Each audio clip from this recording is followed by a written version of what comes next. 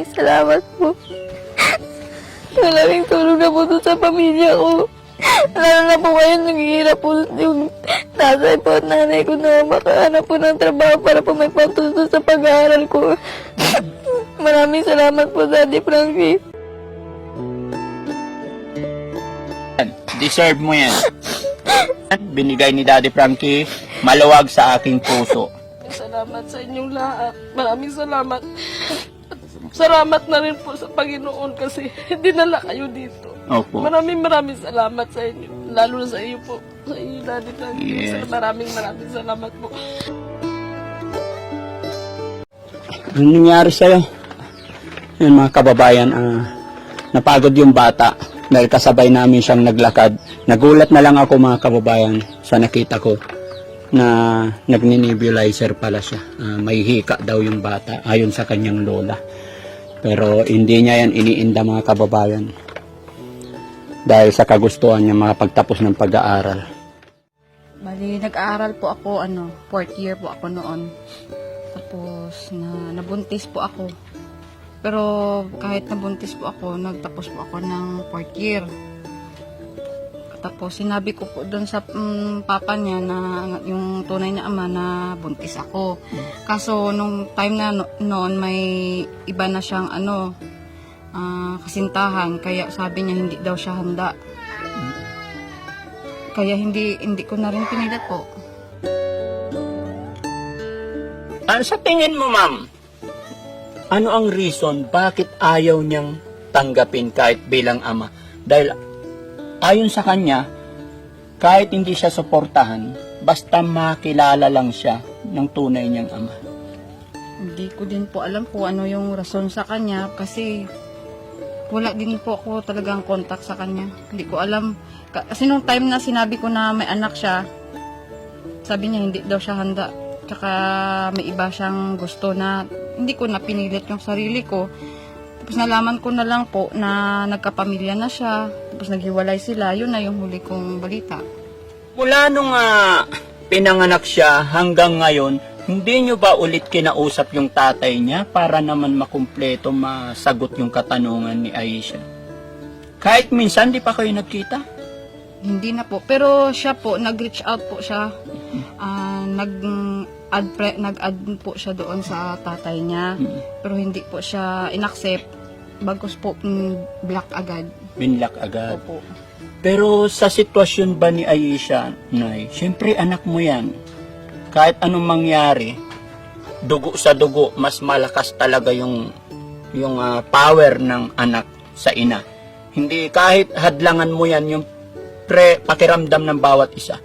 Hindi ka ba nahihirapan na yung anak mo is nagsasuffer mula noon hanggang ngayon dahil sa kagustuhan niya makita yung kanyang tatay? Siyempre po, masakit din po sa akin. Nahihirapan. Opo. Kasi siya na po naghanap ng paraan para sana mag-reach out siya sa tunay niyang ama. Kaso lang, ayaw siguro talaga niya na kilalanin na anak si Aisha, kaya ganun. What if itry mo siyang kausapin, ikaw mismo dahil ikaw ang nanay? Malay mo pag gumawa ka ng paraan. Pasensya ka na. Hindi kita sinisisi or what. Ang akin lang ngayon, pasensya ka na. Ang akin lang ngayon is makapag-usap silang mag-ama. So after that siguro pag nagawa natin bilang magulang, syempre, tayo talaga ang unang gagawa ng paraan dahil ang bata walang kinalaman yan. Although gaya ng sinabi ko, pasensya ka na, hindi kita sinisisi dito. Tayo sana ang gagawa ng paraan. Ngayon, makita ng bata na pinuntahan natin, kasama siya. Kausapin nyo lang na ang gusto lang ng bata makausap lang at malaman kung ano ang kanyang dahilan. Bakit? Malinaw din naman sa amin lahat kahapon na ang sinasabi ni Aisha is kahit hindi siya sumuporta, baka natatakot lang siya sa suporta. Ang kailangan lang niya is makausap niya, siguro kahit isang beses lang. Kasi alam ko rin yung pakiramdam na mayakap ng ama, makomfort ng ama. Hindi mo pa ba na-try yun? What if gawin mo yun para sa anak mo? Kung sakasakali tayo, sige. Okay. Kung sakasakali, nandito yung tatay niya, anong sasabihin niyo po sa kanya? Wala akong masabi sa kanya. Hindi ako imik sa kanya. Bakit po? Wala namang ano yan. Bakit pa? Ano pang ano? Wala namang mangyari. Ang masasabi ko lang na kasi ina ako, alam ko ang pakiramdam ng anak na walang kinalakihang ama. Kasi ako may kinikilala akong ama pero hindi ako lumaki sa ama ko rin.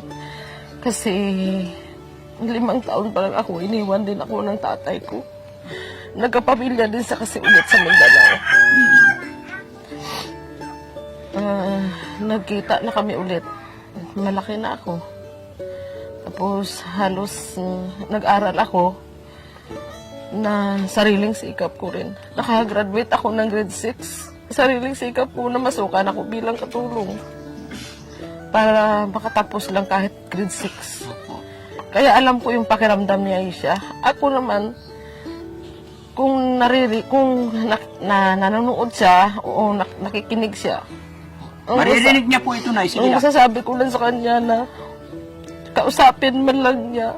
Kasi siguro matatanggal na yung ano ni Aisha kung makausap siya. Kasi hindi naman ni Aisha kailangan yung suporta niya. Baka natatakot lang siya na hihingan siya namin ng suporta para kay Aisha.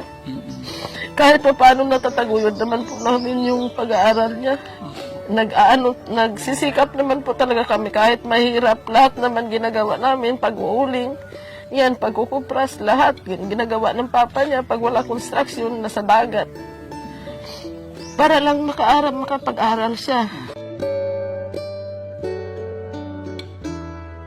Pakiusap na lang, Nay, para sa tatay ni Aisha. Kasi I'm sure, mapapanood niya po ito.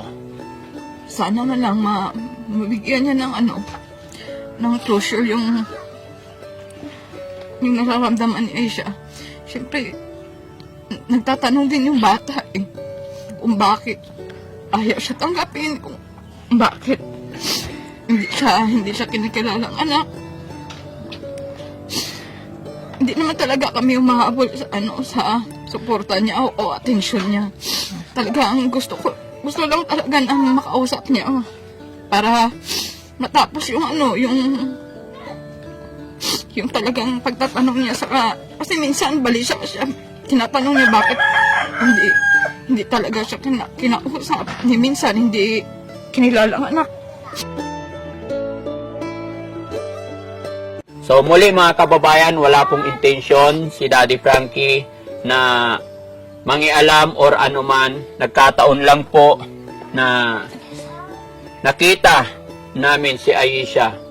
Ang pinakapunto namin dito mga kababayan is makatulong. So Aisha, ang reason kung ba't nandito ako ngayon, dahil nakita ko lalong-lalo na napakasipa mo sa pag-aaral, paglalakad mo, may ibibigay ako sa'yo. Sana makatulong ito, no?